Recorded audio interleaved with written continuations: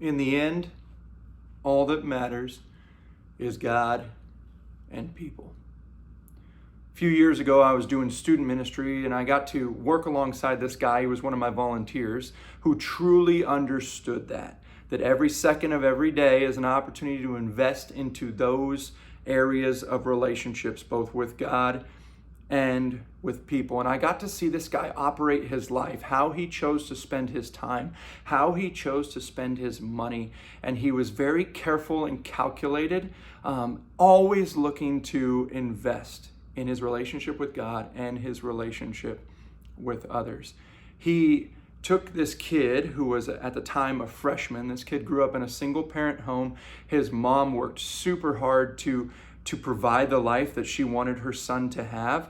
And my friend looked at this kid and said, that is a kid worth investing in. And so he started throwing his time and his money in this kid's direction. My friend was a carpenter. He made custom cabinetry, and he would hire this freshman kid all through his senior year for these jobs to help him in his wood shop or around his property. And he would spend time working elbow to elbow with this kid, and they'd talk life, and they'd talk faith, and they'd talk about his school and his sports. And over the years, my friend became the dad that this kid never had, always wanted. And it took one guy taking an interest in him and investing his time and energy into his life.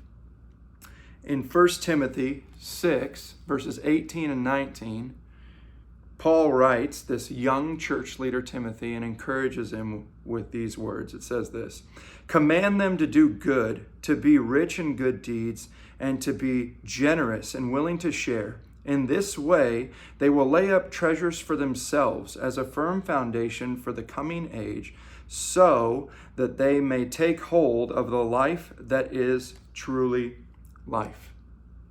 This passage encourages us to operate in such a way, to invest in those relationships, those things that ultimately matter, our relationship with God and our relationship with others, because in the end, nothing else really matters. The world tries to paint a different picture, that if we can just earn enough, have enough, gain enough, well, then we might be fulfilled when all things are said and done. But Jesus modeled something very different for us, and his followers since his days have followed after his example.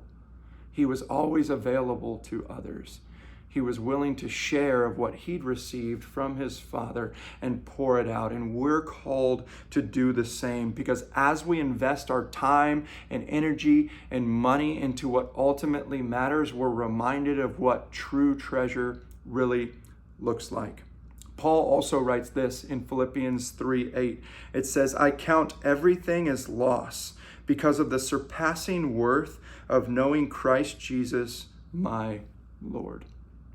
See, Paul not only wrote these words in both of these passages that we looked at today, but like my friend way back when I was doing youth ministry, he lived it out.